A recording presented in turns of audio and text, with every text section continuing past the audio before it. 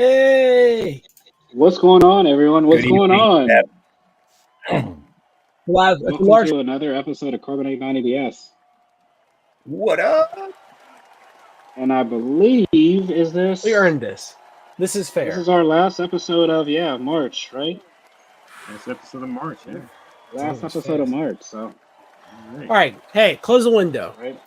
Close the window. Jeez, man. Thank you. Think about it. Right? No, all the way. All the way.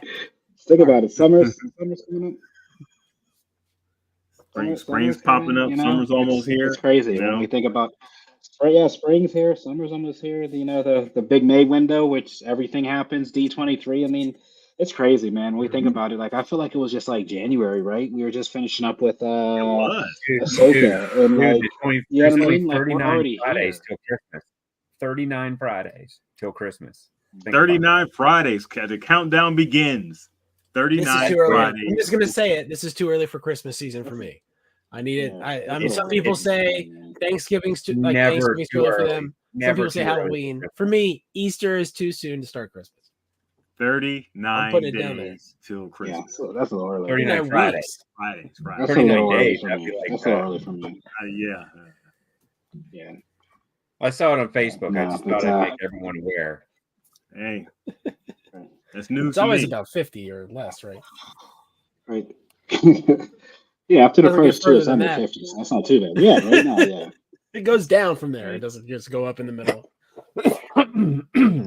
Although the furthest from Christmas does feel like June, not like now, right? Mm-hmm. Like now feels like closer to Christmas than June for some reason. So whatever. I don't know. Right. Maybe time's different when you're living it, and when it doesn't feel so linear, man. Like when you're looking at the past.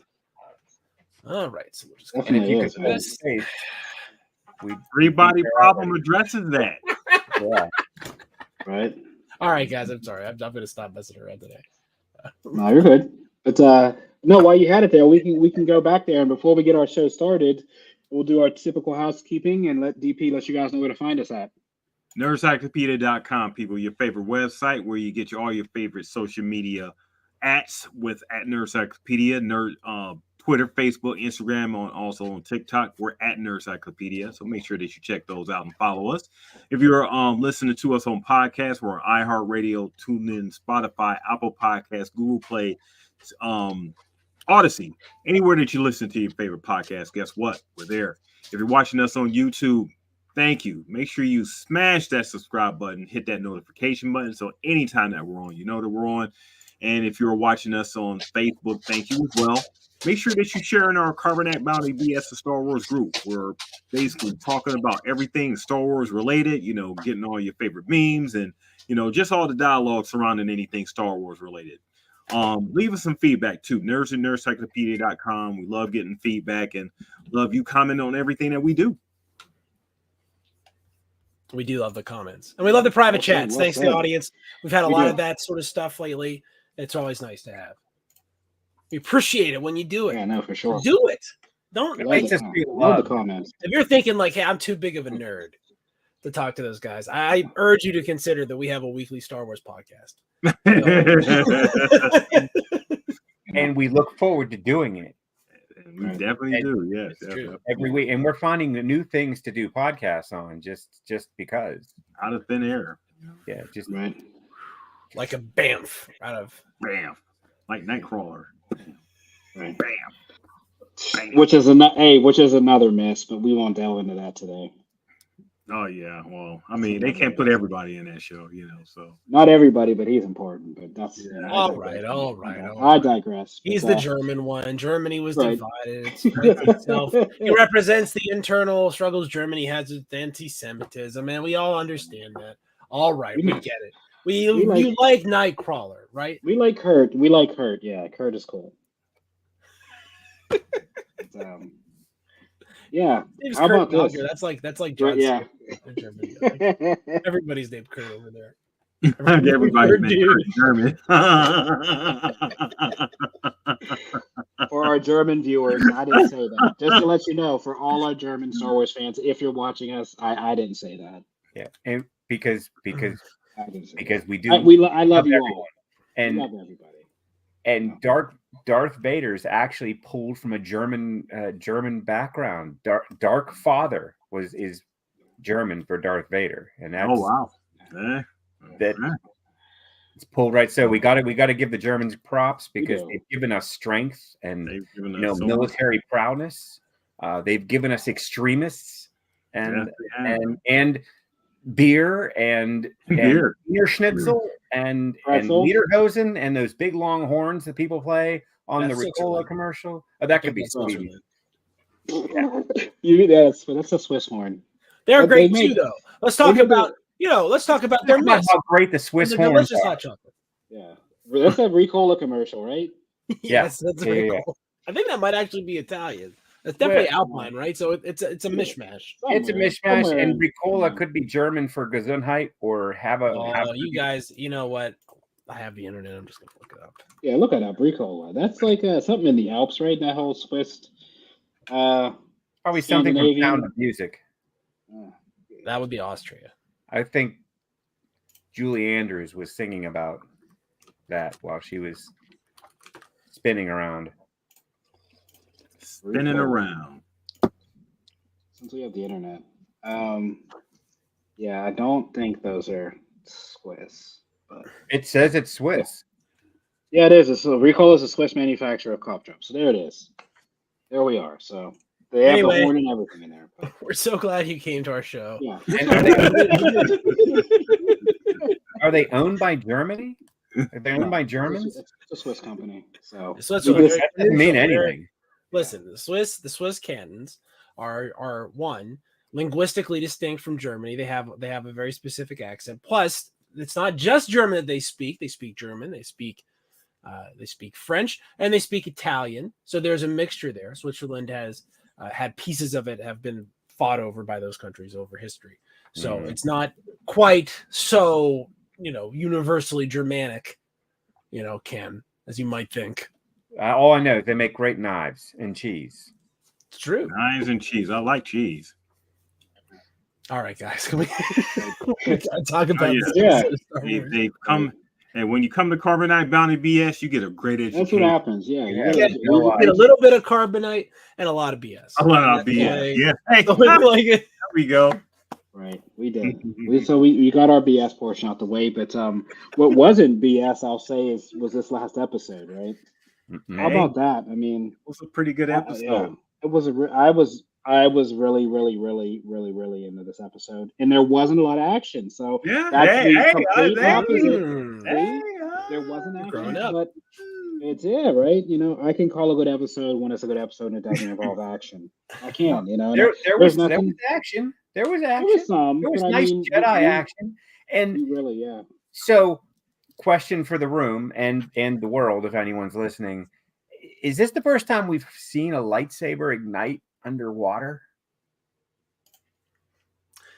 I know that there was a lit lightsaber in. I thought wasn't there were whole Clone Wars or something. We Clone Wars cartoons. Kid Fisto had one, and he was swimming around with a lit lightsaber, smiling all big, like he really enjoyed being underwater, right? Because he's like a salamander, so I don't know what they kind of classify beings in the galaxy. I mean that like took me aback. I was like, oh wow, okay, that makes sense. I mean, if you were going to tell me that lightsabers could not work underwater, I'd say, oh, that's bullshit. I mean, they absolutely could work underwater, but I don't know that I've ever necessarily noticed that they would work underwater. I've seen people with blasters. That's a little different, but a lightsaber, so I thought that was pretty legit. And Ventress not only used the lightsaber underwater, cut off a limb of a giant monster, and then made nice with it. Yeah, that was a big twist. That was a kind of a twist. Yeah, very important that we see that, because it does lead to the fact that she's going to be a force in this, and now in our story with our Bad Batch and Omega sort of conflict, and now we've got Ventress kind of coming in and pulling some strings of her own. I thought she was going to stay on the ship with them, and travel with the crew. I would have, But instead, she had to go back to where she came from or whatever. Yeah, Yeah. she She was has like, "You're several all lives. gross. Goodbye." Right. Yeah. I think that's wild. I mean, it's another different, Jedi Padawan. We see another race, right? She was the Dathomiri. So we even have like essentially like a Night Sister that was a Jedi. I mean, there's Wookiees. There's literally every different race, gender, whatever you want to call it, creed, species, or something. It literally been some type of Padawan at some stage in Star Wars. That was kind of cool to see. Because when we seen her, she was basically like, I don't know, dark side user kind of, and we Yeah. first got introduced to Asajj. And do these different characters have to go dark side? Like, is that part of their thing? Like, she just kind of did her own thing, took the Jedi ways, took the training, and kind of ran with it. Didn't really subscribe to any particular view. Just kind of did her own thing. She literally is gray, So the absolute definition of a gray being. She is absolutely gray with blonde hair. So yeah, blue eyes, That's a maybe. cut. Yeah. She and Omega kind of have the same cut going on. Mhm. Like if Omega shows up with the same hairstyle as Ventress next episode, I'll believe it. And I feel like if Omega left with her, we definitely would see her having exactly the same hairstyle. Because Ventress would be like, it's the best hairstyle. Like, Ventress doesn't seem like she's going to compromise on a lot of stuff. Like, you go with her, it's going to be her way most of the time. All the time. And with Omega, she seems like the type that she just loves to try to fix you. She's going to try to fix you. Let's talk about your past. Yeah. Like, could you imagine that? Like 16 I feel hours. that you're a good person. I think you're a good person. I think deep down you didn't really murder all those people. Okay, Omega. All right, Then so they're talking about Ventress, and they're like, you don't know what she did. We do know what she did. And I'm like, well, just tell her what Ventress did. Like, just say it. Because, like, I was not around for Hitler, and I have a grasp like what made him bad. Like, I wasn't around for Stalin either. I get it. So I was just thinking, just tell her what's going on. I mean, I know Stalin wasn't that great. How do you guys think Stalin? Not too many people that were around for Stalin are still around. That's actually anyway. And I think that's really a point for his skill when you think about it all the way through. Stalin. Both of them took care of a lot of beings. A lot of life forms are not here because of Hitler and Stalin. And which we know about, and none of us are that old. None of us are that old that we were like people too. We weren't listening to the radio broadcast where they're like, Hitler has invaded Holland. Hitler has invaded Holland. Europe is at war. Like, we weren't around for that, right? We weren't. No. So we're just taking other people's word for it for the most part. That's how. Yeah. And that's why a lot of conspiracy theories. A lot of conspiracy theories say history is like a lot shorter than people think, and a lot of them actually say that history is a lot longer than people think.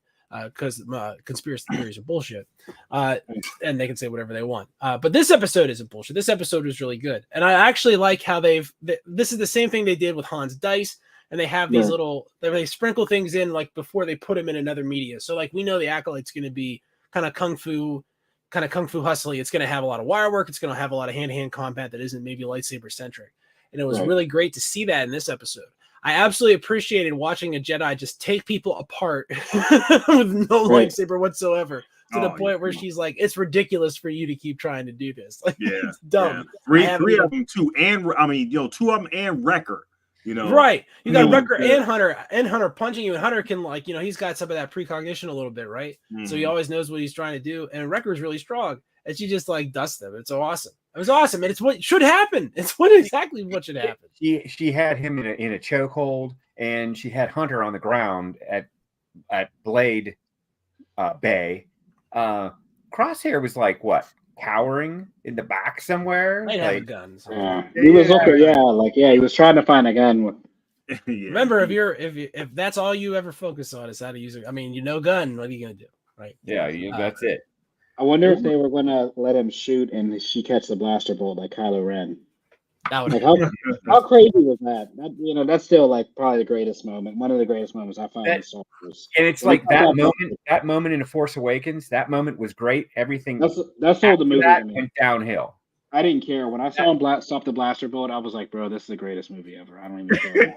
Come on, you didn't then even you kept watching it, and you were like, You didn't like when he rage killed that radar station. That wasn't something you were a big fan of, Ken. Not so much. Didn't make sense to me. It was just special effects. I think it would be nice to know why the hell Mascotata had Luke's lightsaber, 30 years after we saw it, and then she says, "That's a story we'll tell another day." They did not. They absolutely moved on. They're just like, "Do you guys really want to see that?" And we're like, "You're making cartoons about Ahsoka when she was a 18-month-old baby. Like, you could easily give me one cartoon that explained this whole thing, and you don't even have to make it an event. You could just casually drop it somewhere and be like, here it is, 5 minutes, explains the whole deal." I wish they would do that. Yeah. But I really enjoyed this episode a lot. Ventress is, the type of hard ass that you really, it's what you want to see in a Force educator. You don't want someone learning the Force and thinking it's easy.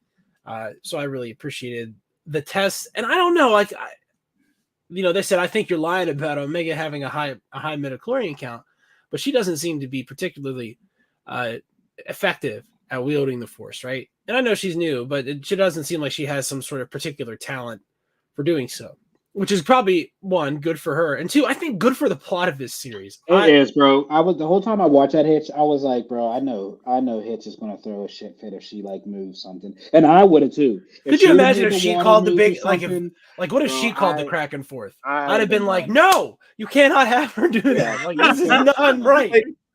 But if we're all of a sudden saying that she does not have any different blood than any other clone, then why did her blood set off the alarm? I mean, we're not saying that. I mean, think about she doesn't have any training here.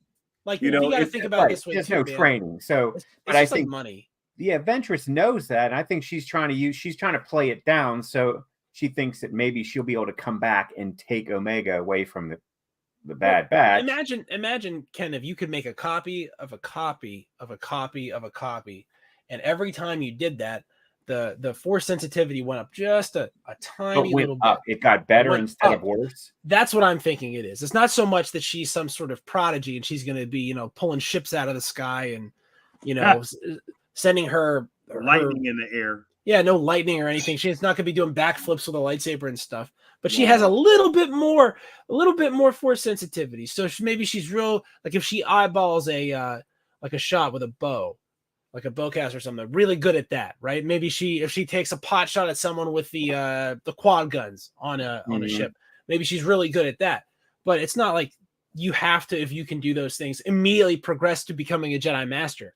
Like that's just it wouldn't make sense. You know what I mean? There should be a little bit of a funnel, because otherwise everybody can do it, and if everyone can do it, it's not special, which we learned in The Incredibles. Right, and she was pretty good with the. It was a small crossbow that she had. It was her weapon. I mean, she was pretty dead on with it in the middle of battle without what we would have seen. And she no training. Like she basically had this weapon and she was able to use it. So maybe it's just she can't balance a kumquat on her head on a slippery rock, but she's pretty good in a fight.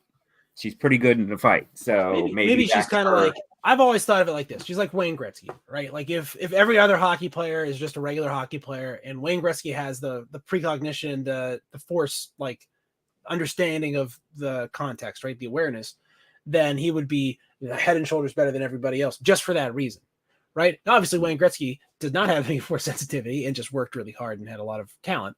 But you catch my drift, right? That's that there's levels to this, and it's okay for them to say that. It's okay to say something like, well, some of what Poe Dameron is doing is because he has, like a 20 on the power level scale of Anakin has 5 billion, right? Like Anakin's 5 billion, Yoda's 4 billion, and these guys are like 10 and 100. You have a little bit. Like if you just pick a number at the roulette wheel, it's more likely that you'll win, because you're inferring you're getting a little bit of extra juice from the galaxy, but it doesn't mean that you're going to be able to lift, actually pick up the ball and put it down where you want to put it down. It's okay to have multiple levels of that. Just like I can't throw a baseball 105 miles an hour, so I was not drafted by the Pirates out of LSU. So if we're saying that that she has a high M count, or a good amount of M count and everything, do we have to see her use the Force? Well, the fourth. Do we have to even go that route? If they're saying that, I think they have to show some sort of sensitivity. But again, I think what they're saying is this has a positive derivative. It's got a positive slope. It's going up. And usually when I don't think that's what Hemlock is going for anyway. I don't think he cares so much for the carrier. I think he wants the blood. Because the blood is what he's going to inject into whatever vehicle he's making. Basically he's gonna get Omega, drain her completely, basically murder her, and use that blood to enhance whatever diabolical thing that he has hidden away in the vault, which we have not seen. Right. But it's probably a marionette version of himself. A marionette version. Walks around. He looks like Kermit the Frog on the bike in the Muppet movie, like just unnatural, walking around. How does the clone even get that M count then? That's what they're trying to say. Like now, clearly, this is something that Nala Se did, and obviously because it doesn't come out of the air, so she would have literally had to, like, when Obi-Wan bled there or something, like she would have had to did something in order to get somebody with an M count, because there's no way to, like, you know what I mean? Out of all the probabilities, there's no way. That's interesting. Did Django get a good score, a good hit on Obi-Wan to the point? I thought he kicked him in the face at least a couple times. Yeah, he bled. He kicked him a couple times in the face, but was there actually, like, I mean, they're not gonna show that in the Star Wars. And besides, DNA, we that's don't need that much DNA to Star Wars identify all the someone time. now. We don't need very much DNA in our culture to identify someone. Just the tiniest little speck. So I mean, he sat in the chair. He drank tea, like, you know what I mean? Like, if the cops were after his DNA, they'd have grabbed it. He'd have got if you've been there. But plus all the Jedi Masters she's dealt with, because I mean Yoda was there overseeing them. She's dealt with so many. Maybe Yoda gave her a sampling of, you know. We still don't know what Grogu is, right? We don't know if Grogu is natural yet. We still don't know, like, what Grogu is, where he's came from. Because think about it. Fast forward, the new Hemlock, Pershing is doing the same thing to him, trying to kill him for his blood. They don't want his abilities; they just want the blood. Yeah, they don't want. Yeah, that's what I'm saying. Like they want Omega, they're just going to drain her. She's a vessel that's holding this fluid, and they're just going to suck it out of her, and that's it. It seems like normally if you clone someone, it's like a division problem. So if, like, I have 20 midichlorians and you take 20 of me, they each have one. Or it never goes up. Maybe I have 19 or something like that. But it never seems like it goes up. But then you give Omega, and it's like dividing by a fraction. Like, you divide by a half, you multiply by 2, it goes up. So it would be kind of crazy and weird. I think Palpatine, it all goes into Palpatine's cloning program, right? And that's what's going on in Mount Tannis, which we know and they don't. So the real question is, where are they going with this? And I think what's interesting here is it's almost like this episode is supposed to be like, you know, think what you want. We're going to dispel the idea that she's a Jedi. Now let's go to Mount Tannis and know that that's not the question we're trying to answer there. Right. We're answering a different question, which is what's going on with this program. Not, is she going to be... They got to do it quick now, because we're not going to have like 18 episodes. Like, we only have a couple left. And there's a lot of... You can't just... This is a chunk. This is a big piece, and we're all intrigued. Everyone watching this show wants to know. We all want to know, we want to know. We don't want it to be vague. We want to see it. What is, because that way, if we see it, we get everything answered. Then they can pretty much inject that story into our trilogy wherever they want, because now we know we've got all the facts and it makes sense. Dark Troopers, some new Dark Trooper with force ability. It is interesting that there's this. It seems like there's a little experimentation period. They're gonna have like Dark Troopers and Clone Troopers and, you know, Stormtroopers all kind of mishmashed together until they figure out what the best option is.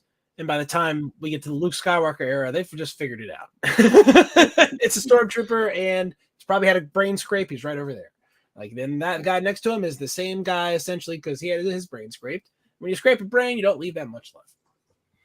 Yeah, I mean, you make a really great point off the chart about this was a good episode to get the fact out the way.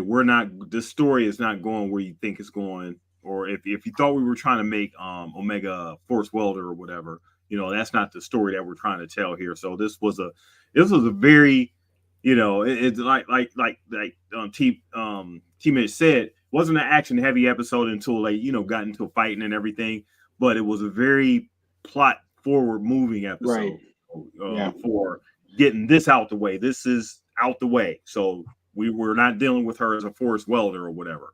Let's go forward and see what the rest of these episodes.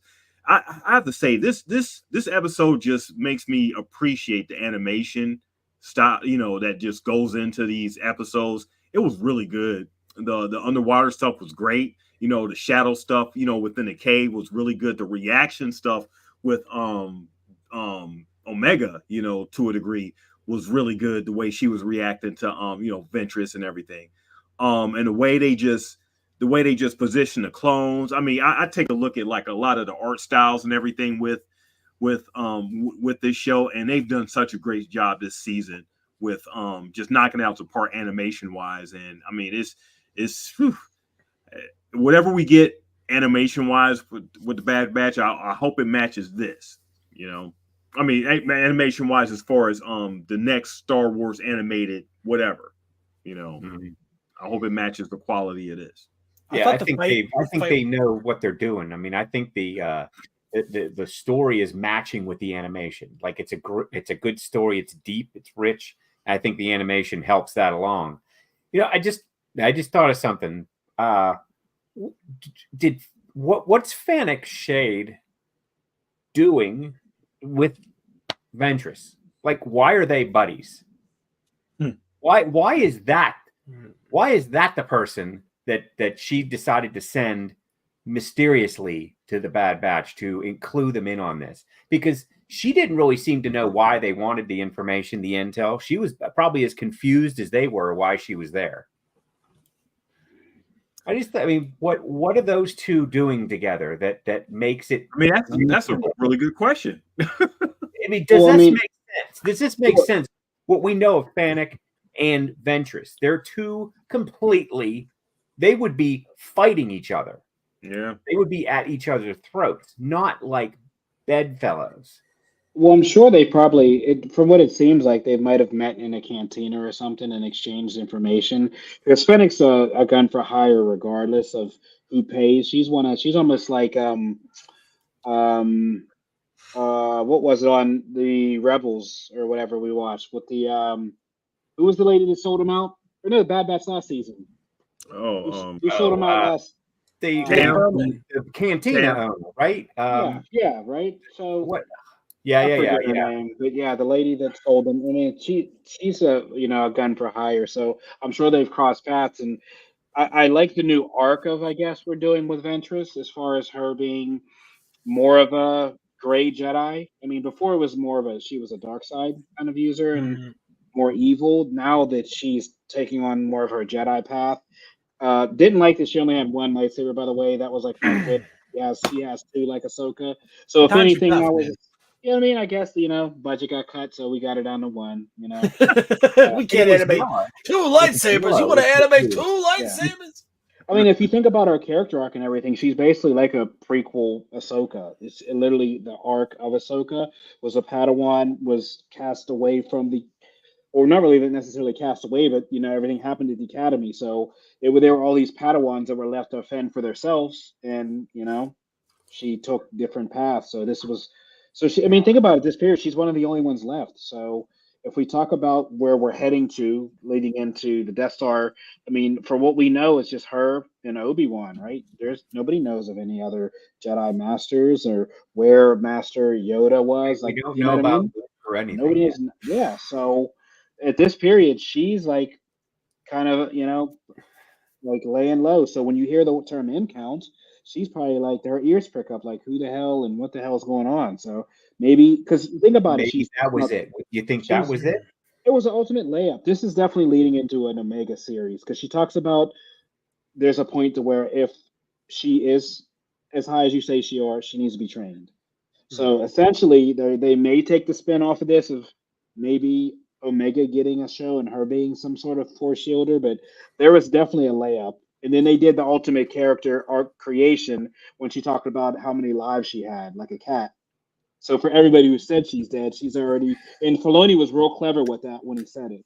The way he worded that, saying like, "Oh, I have a few more lives left in me." So that was a cool character correction that they did that I didn't think they would even explain on the show.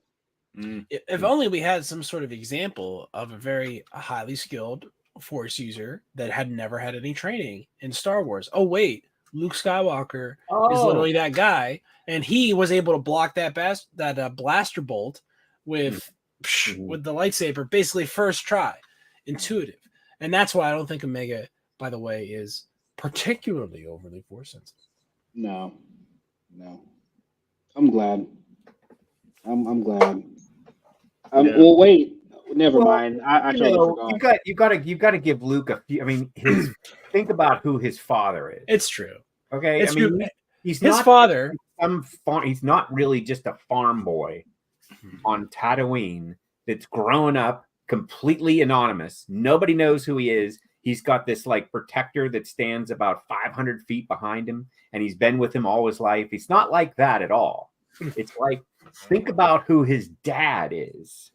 I mean, that's natural ability built in, and you don't even know it. That's a great point. It was why he could do things. He could do things since he was a teenager. I mean, he was like Jesus. Like Harry Potter took away that glass, and he didn't know how he could do. And that snake, and then he put Dudley inside with the snake, and he did that on accident.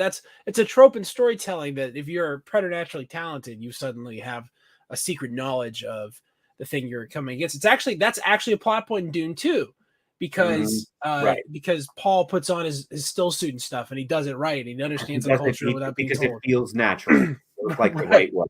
Right. It's all job. I love how they present it like it's just all pro wrestling kayfabe and stuff. They did a really good job with that. But think about who Luke's father is. That's actually a good segue, because you know who probably really wants Ventress dead is Anakin Skywalker / Darth Vader, who, if I'm recalling correctly, in the Aronofsky series, right?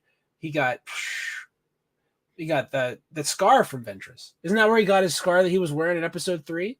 I mean, I'm just saying, like, if I found out she was rolling around just whipping a lightsaber about, and I was the Dark Lord of the Sith, I'd be making a beeline for that place. And that's not a place anyone wants to be, is where Darth Vader's showing up. Unless, of course, you're doing your job competently, in which case I would think he probably would be a pretty decent boss. Is that where he got? I mean, was that battle damage, or was that? I'm recalling a specific scene with lightning bolts in the background. And he's like, and he has like the fresh cut on his eye. Am I a Solo? Remembering that? It's okay if I am. That happens all the time. Or you could have made it up. I mean, either way. That also happens all the time, buddy. Sorry. I don't do it on the show. We don't want to throw any credibility, you know. Definitely not. We can't do that. Everything we're talking about is fact, so we can't do that at all. Non-fiction. So, fact on a fictional show, you know. It's all relative. All relative and everything. It's all relative. But the light moves at a constant speed until it's reflected in a different direction, and it continues to move in that same speed. How did you do these fight sequences on the show? I mean, they were moving at great speed. Yeah. The fight was like, you were talking about the animation. Usually when you have animated like wrestling, it always looks like two Rock'em Sock'em robots. Like, you know, at a certain point, the mask doesn't feel realistic, but this fight scene felt really good. Yeah. It felt the sound design was really good with it. Like when I say it felt like a preview of the Acolyte. It made me want to see the Acolyte, not want to see it, right? Like not like what are they doing? I mean, it felt like it was like probably some motion capture involved, you know, getting the moves and stuff, and like the wrestling, like, you know, he said the wrestling stuff and everything.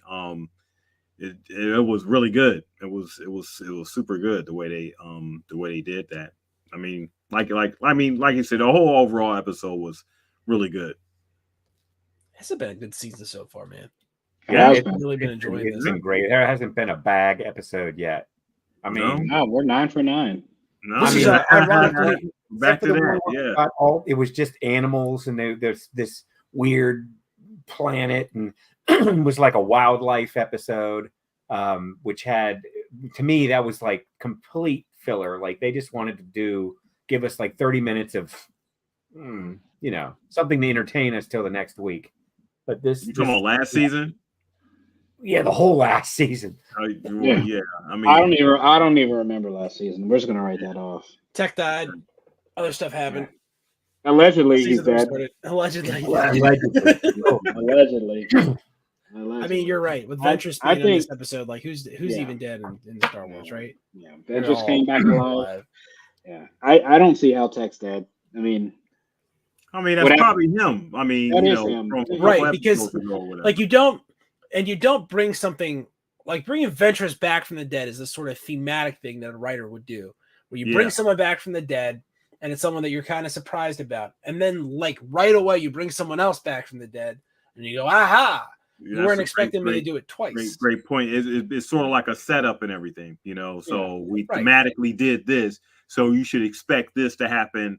Don't be surprised when it does happen later. It you gives know? it credit. It gives it credit Right. because you're like, oh, they already did that, so that Yeah. must be cool. They can do Yeah. that, but let's see Yeah. them do it again. Yeah, I dig it. We like Ventress, you know. So yeah, who else could they don't be surprised when they reveal that one trooper as Tech, you know. Yeah, right. So and I liked her. I liked her uniform. I liked that it was. I mean, to me, it had it called out to the Mandalorian armor, and it had a little bit of the clone. I mean, she was definitely armored. It wasn't like last time we saw her. She was in like a tunic, robes. You know, very, very Jedi-ish. when was the last time we seen her? Clone Wars. She was. That's killed the in last time Clone we Wars. seen her. Yeah. Yeah, she was killed in the Clone Wars. That's when she was like a Sith apprentice. Remember, she was killed. Yeah, and she wouldn't fall in line, so she could never be the second. You know, Right. she could never be the second. So that's why she fell out of. And maybe she, we think they killed her, but I think they just made her disappear Okay. because she wasn't falling in line with the model, like the master and the apprentice. She was not down for that at all. She was I gotta go back and check out that episode. So they sent her back to Dathomir, but Yeah. so another thing is setting up, which is, Ahsoka season 2 is we have a lot of dead Dathomiri showing up on Dathomir, and we know for a fact because we've seen it that Dathomiri can come back from the dead from Dathomir. Mhm. So It's some that's- ceremony. It's some like a religious ceremony that brings them Right. back. Yes, like Right? a dark. The dark mothers do. force. Yeah. Yeah, it's so it's not that they haven't transcended. It's like they catch them before they move on, and it's like a religious ceremony that brings them back to this Right. world. But it can only be done on Dathomir, and it has to be like in How Law lucky? or How blood lucky or is Star Wars to have more than one Dathomir character to be able to Right. do this like over and over? Like it's Right. just so nice to just be like, it's Dathomir. half, and it doesn't matter. I mean, it just doesn't matter. They just won't die. This is why if I ever do make like a Star Trek series or something, all the red shirts will be like the same exact person. They're just all clones. Like just get out there. Okay. And that's it, baby. That's interesting. I mean, they are. The security detail in Star Trek were basically clones.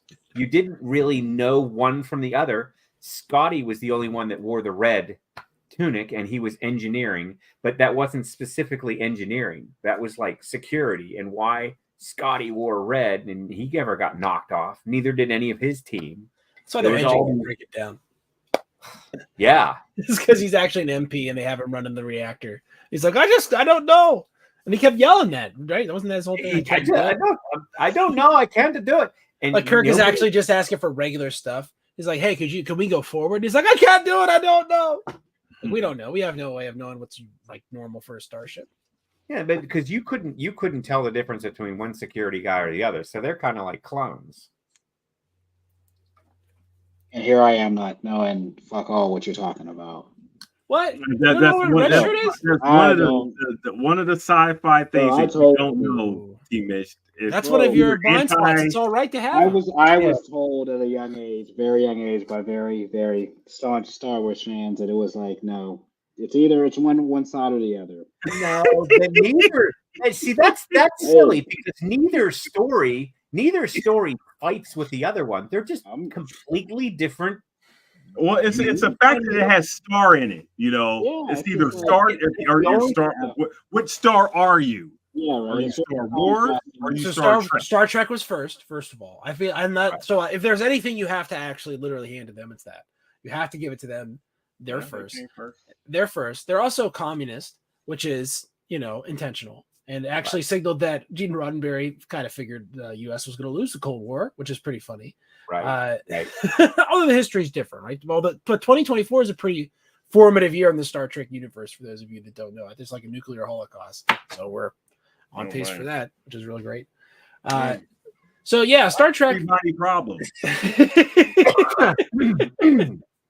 We're on pace for a nuclear holocaust. We sure are. We're sticking right to Gene's timeline, which is good or bad. But Star Wars is capitalism, and Star Trek is communism. It's what It's it's what it would look like if you had a benevolent, omniscient state. Is what Starfleet kind of is, and yeah, and that's interesting that you say that because even their logo very very Stalin like. I mean, we have an eagle, but his eagle was like real. Star Trek is like well, what if you could do Stalin without the Stalin, right? Like that's the big. And you made it like gold and like 2-dimensional, and everyone respected it and looked good on a wall behind everybody. And there was like a group of people that would control the entire universe, the World Federation. I mean, heavy World Federation. Yep. Yeah, that sounds like some wrestling. There were and in Ultimate this Warrior. corner, Captain Kirk, weighing in at 165 pounds, wearing a girdle, and there was a lot of weird fighting like that. A lot of gladiator type fighting. Like they were always stripping him to the waist. Down, no shirt, and he had like a stick with a big ball on the end, and like this green dragon. He would fight it. I mean, we're going to another primitive planet. I think This one is like England. The thing with Star Trek for me is like, I wouldn't even know where to start if there's a starting spot, And don't tell me to watch the old 1960 stuff because that's just not happening. Well, the J.J. Abrams movies are all right. Yeah, the J.J. Abrams movies are good. They'll give you like an idea. You'll have an idea of what the gist of it is. Like it's not like they. But didn't they have time travel in that first movie? Yes, there was time. Oh yeah, the first motion picture, absolutely. They traveled, and that was not that one. I'm talking about the J.J. Abrams one. Yeah. Well, they had to because they had to take you back to where like Captain Kirk was created. You had to split the timeline a little bit. Yeah. Oh, this was multiverse before. You're talking about this was multiversal travel before Marvel. Yeah. So I mean, you have to. What they basically did is it's like, okay, well, what if you could take one of the like that big container ship that just knocked over the bridge in Baltimore? What if you could take that sucker back to like one of those ancient Greek battles and just roll through, like just roll everybody with like a gas powered ship? That's kind of what that's like. It's not stupid. But not a lot of lens flare. But the two worlds shouldn't be fighting with each other because they're made from the same stuff. They're made from the same sci-fi, fantasy. Like, good. I mean, it's good on this side. I tell you what, T-Mitch, you're like you've got a big flashing red like weakness button, like a video game boss. If you ever lose another nerd court, right. I'm good on this side, man. It's like you can't like the two sides can't fight each other. I mean, that's just stupid. It's like light and dark. There's no balance in this force, bro. I told you that. There's no balance. They don't have the force at all. There is. It's interesting because Star Trek has zero mysticism, none, zilch. It's either you can do it or you can't. Like you're gonna shoot somebody or you're gonna get shot. You don't have any There's no Yeah, like you can't stop it in the air like Force Awakens. There's no armor. There's no nothing. They just wear these little shirts. You got a nice They lapel got pin your on your little shoulder. shirts on and your little thing, and that's it. That's all Kirk you would be got. grabbing Yoda by the lapels and be like, "Don't tell me not to try." You know, Right. Right. He would argue with him. He would argue with him. I can't try. I'm trying right now. And do you have one of those Star Trek lapels as well? Used to. I don't have one anymore. I had a phaser too. Do you think Yeah. if you turned Ken's camera like around like this, there's a whole Star Trek, like I'm a Star Trek sure. podcast Yeah. studio? it would probably take sure. me. It would take me 35 sure. minutes to find something that was Star Trek oriented in my house here. But I could find something Star Trek. I thought I had the blue. I won the Blu-ray in a sales contest at a job I used to have for Star Trek Into Darkness, so I have that around somewhere. Yeah, Trade that. Next time you go to Disney, trade that at the pin traders because they just started trading pins again this week. So just oh, thank God. happily give that back to somebody who gives a shit. Somebody who gives a shit. Yeah. No, but Star Trek is cool. But I mean, like I said, we talk about Star Wars and how similar and parallel these are, even with the Dune story, right? All these like true science fiction stories based on, different galaxies, and it's really crazy how somebody came up with a concept and everybody's taking their own piece of it. It's kind of taken it its own way. I mean, even we talked about that Snyder cut of Star Wars, whatever the hell we're going to call that. Like, it's just somebody else. And believe it or not, I was upset when we talked about the deregulation of copyrights and how Disney's losing stuff. But like, Star Wars has always been Star Wars, but like, it's kind of cool that they've done that, like whatever it is, Red Moon or whatever the hell it's called, or Rebel Moon, and Yeah, it's like a Snyder's version. Oh, you just called both of the things. You know what it's called. Yeah, I forgot, but like And if you don't, that's a Zack already. Snyder indictment right there. I don't even remember what it's called. Rebel Moon, it's Moon. Star But Wars. like, it's cool that like people, creators, like even yourself, like are able to like take a story and remix it and not have to worry about copyrights, trademarks, laws. Like, Well, I mean, there's no original idea out there. So you're always like, taking inspiration from here, taking bits from there, and everything. From something else. Yeah, And from something else. You know what I noticed interesting? X-Men, 1992 season. I think episode 3 or 4, the Morlock episode. You know what I saw? Double-bladed lightsabers. Mhm. 8 years before Phantom Menace. Uh-huh. Also, the mention of Geonosia, which to me is very much Geonosian.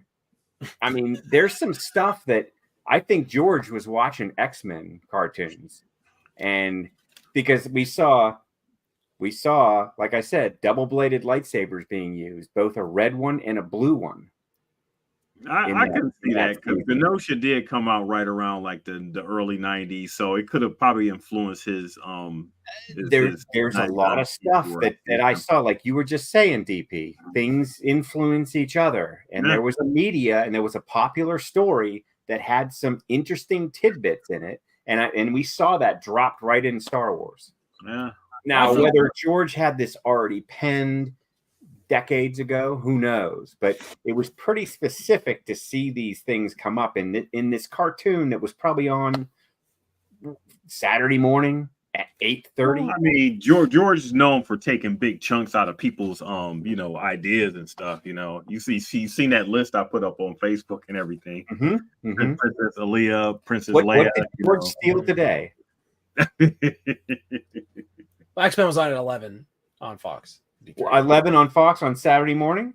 Yep, Saturday 11. All right, that makes total sense. Nice time slot. Ken, you bring up a point that I think is very important, which is you owe literacy to yourself, and you owe it to yourself to be able to see the differences and where these things come from. So familiarizing yourself with Star Trek, for instance, Trent, wouldn't be a terrible thing because you'd be able to see how it is different than Star Wars, and it helps you understand what are the things that George is pulling from, the collective the collective inheritance of humanity, right? The art of humanity that he's entitled to, and what is he making up that's new? And that's what makes that. I think that's a really interesting thing when you look at what's the difference between, say, the Odyssey of Gilgamesh in Star Wars, and and kind of like how Joseph Campbell says that like in the Hero of Many Masks, that there's the hero's journey and arc. So there's going to be pieces of every story that's just part of our heritage as humans, right?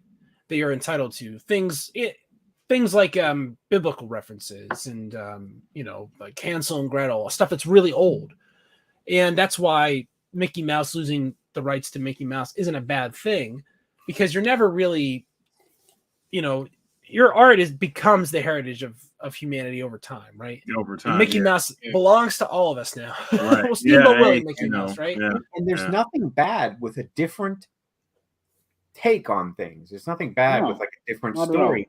And that this episode that we were talking about, this Bad Batch episode, had a lot of that because we got a little different storytelling. It's not exactly what we thought was going to happen. Like, did we really think there was going to be this giant epiphany and like, oh, Omega is like this mad, strong Jedi clone, and all of a sudden there's a dreadnought in the background and they just suck her up and take her away? Like, did we really think that was going to happen? But here's the thing, Ken. You say that, but that's literally what they did with Sabine. Right, I was going to say that, yeah. They did that this year. That was more recent. And that whole thing. So are they going to do it again? I mean, Filoni was like, it sure doesn't seem like it, right? To their credit, it seems like they're just like, Ventress is like, the kid stinks. I'm out of here. Like, she's just like one of those like baseball scouts. Like, yeah, you ain't got a fastball, kid. You'll never make it in the big leagues. I don't understand a word you're saying. I'm out of here. I mean, to Filoni's credit, I mean, he's gotten a lot of mileage out of five guys, clone soldiers, right. For 3 seasons, like really clones, and no Jedi, whatsoever and everything, not a lot of mention of like Force and all that stuff. That's a lot of good mileage. No wonder we got a lot of filler the second season. And that's interesting too, because when you think of Star Wars, and like a Star Wars fan like myself, what do you think of? I want to see lightsabers. I want to see stormtroopers.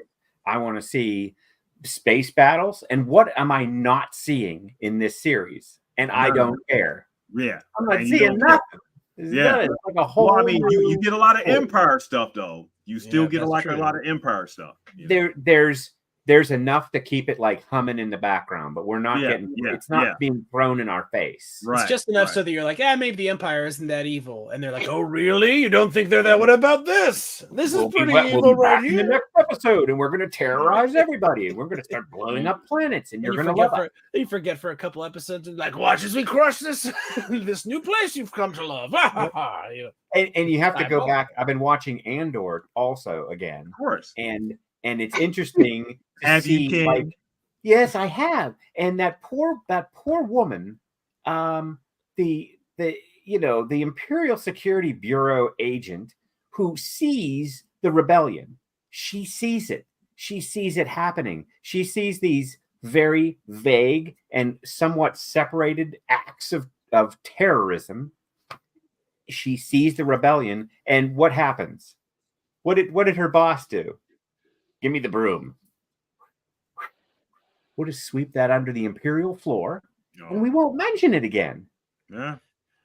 But we're seeing governments do literally that in real right time. now. Literally right now.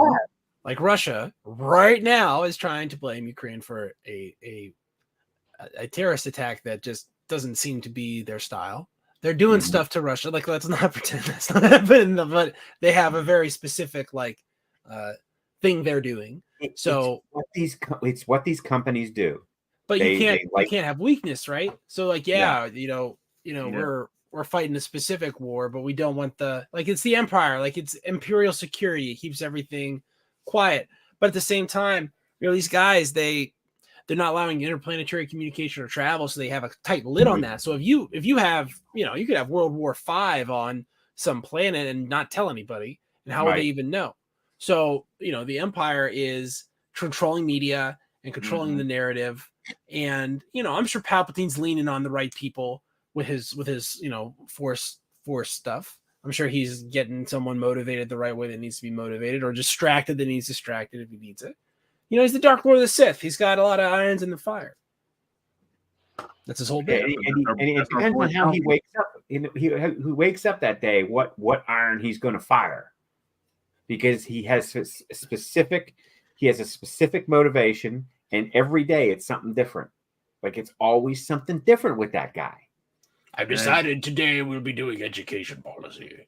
And the next day he's like, I've decided to murder the Wookiees. Ah! Because he's crazy. Re-education policy. Re-education. You'll love our Imperial re-education. I love that. Hey, you know what, Palpy? Somehow Palpatine returned. Can't keep that was literally like a perfect job. I love it. Right. But no.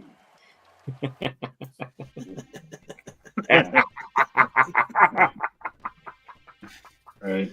Oh boy. Oh, Good episode. Man. yeah. Another episode, and like I said, we're kind of at the home stretch here for Bad Batch. So, I will say, bless you, but it seems like they are doing a great job of tying up a lot of loose ends that we discussed. Like, hey, how are they going to do this? This tied up the M count story as far as what is it in Star Wars now. Just a couple episodes left to kind of really tie up the Tantis. I'd like to know a little more about the cloning stuff. I mean, we haven't seen Melisay in like 4 episodes.